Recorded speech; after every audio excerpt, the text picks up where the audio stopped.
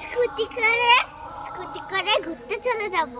তাই দেখি দেখি কিভাবে তুমি স্কুটিতে ওঠো। দেখবে?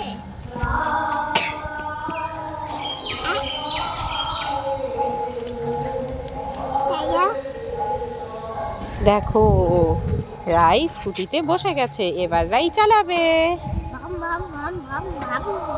বাহ, রাই ঘুরতে চলে গেল। ওরে বাবা। বন্ধুরা, গুড ইভিনিং। তোমাদের রায়ের না, হ্যাঁ, সিংহ হয়েছে, কানও হয়েছে। তাই নাকি? রাইয়ের শিং আর কান দেখিয়ে দাও। এই যে এটা হলো শিং আর হ্যাঁ। এটা হলো কান। তাই নাকি? হ্যাঁ।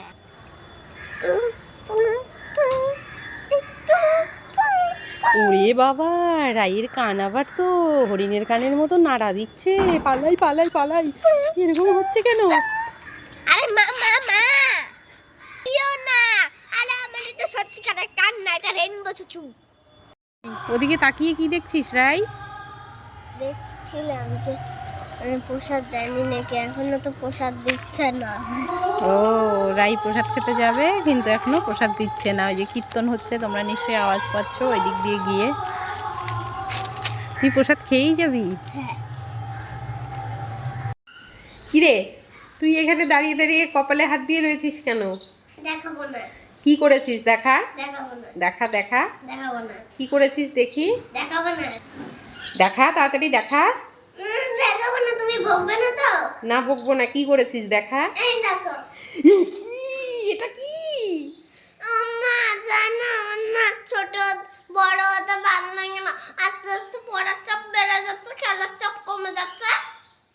আমার না বড় হতে ভালো লাগে না, আমি ছোটই থাকবো। না এটা পরে ছোট হয়ে গেছি। এ বাবা, চি চি চি, তুই ছেলে লাগাবো, খিদু পেয়েছে। চার লাখ খাবি? ছেলে লাগাবো, খিদু পেয়েছে। কি সেজেছিস তুই এটা? বাচ্চা সেজেছি, ছেলে লাগাবো, খিদু পেয়েছে। দাও দাও, এ খাইয়ে দাও। ভগবান, পড়াশোনার চাপ বেড়ে যাচ্ছে বলে। গামছায় পেঁচিয়ে খাইয়ে দাও। দাও দাও, চিনুক দিয়ে। তুই পড়াশোনার চাপ বেড়ে যাচ্ছে বলে এই সেজেছিস? হ্যাঁ, সেজেছি। আমি কি ভিডিও করব? আমি ওর কাণ্ড দেখে হেসে মরছি। দেখো, ওর আর পড়াশোনা করতে ভালো লাগছে না বলে কি সব সেজেছে, কাজল দিয়ে দিয়ে ধরে হামাগুড়ি দিচ্ছে। হে ভগবান, কি সব ছেলে লাগাবো, খেললে দাও, খাবো, ছেলে লাগাবো। ছেলেলা খাবে। দাঁত খাবো, ছেলে দাঁত খাবো, ছেলে দাঁত। তোর এগুলো বুদ্ধি কোথা থেকে আসে রাই? ছেলে দাঁত খাবো মি। সত্যি বড় হতে কেউ চায় না রে বাবা। সবারই, আমারও মনে হয় আমি এখন ছোট হয়ে যাই। আমাকে ছেলে দাঁত এত দাও। সংসারে কাজের চাপ আর ভালো লাগে না, ছোটই ভালো। চল আমরা দুজনে আবার ছোট হয়ে যাই। মামা,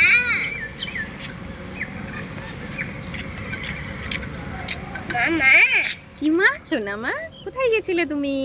আমি তোমার জন্য একটা জিনিস এনেছি। আমার জন্য একটা জিনিস এনেছো? হ্যাঁ, কি এনেছো বাবা? এই দেখো, কি এনেছো মাতা? ফুল এনেছি। উমা, কি সুন্দর সুন্দর ঘাস ফুলগুলো। তুমি এগুলো কোথায় পেয়েছো? ওই যে ওই সাইডে, এই সাইডে। ঘাসের থেকে বসে বসে খুঁটিয়ে খুঁটিয়ে তুলেছো এতগুলো? খুব সুন্দর হয়েছে, থ্যাংক ইউ মাম্মা। কি তোমার চুলে মা? সকাল থেকে শরীরটা ভালো না, তো শুয়েছিলাম। আবার উঠে একটু কষ্ট করে রান্না করলাম, যেহেতু রাইয়ের বাবা ডিউটি যাবে। আর রাইও স্কুল থেকে এসে দেখেছে মা শুয়ে রয়েছে। কেন? মায়ের যে পেটে ব্যথা, তো সে কারণেই মেয়ে আমার কাজে লেগে পড়েছে। স্কুল থেকে এসেই বলেছে, মা তুমি শুয়ে থাকো, তোমার কষ্ট হচ্ছে, তাই বলে ঘরটাকে ঝাড় দিয়ে নিচ্ছে। এত লক্ষ্মী মেয়ে কার কার আছে?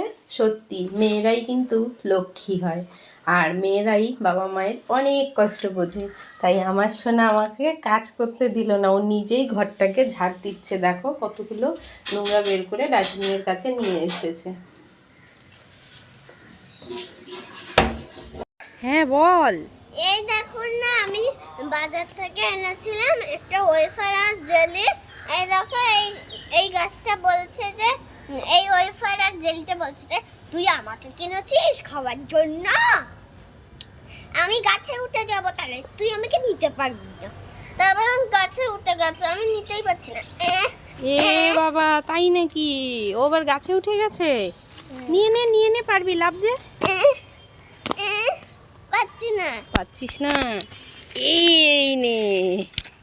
বন্ধুরা, আজকে আমি স্কুল থেকে আসার সময় কিনেছি একটা গ্রিন কালারের ওয়েফার আর একটা পিঙ্ক কালারের জেলি। ইয়ে। বন্ধুরা, এই দেখো, মা আমাকে স্কুল থেকে আসার সময় ওয়েফার আর পিঙ্ক কালারের জেলি কিনে দিয়েছে। রোজ রোজ রাই বায়না করবে স্কুল থেকে আসার সময়, রোজ রোজ ওর বাবার সাথে গেলেও। কিনে দেয়নি, কিন্তু আজকে আমি সিট এন্ড ড্রতে ফার্স্ট হয়েছি, জানি না। ফার্স্ট হওয়া ছাড়াও তুমি কেন, পুরো যে বাবি নিয়ে গেলে বাবির থেকে নাও, আমি নিয়ে গেলে আমার থেকে নাও, কি তাই তো? হ্যাঁ।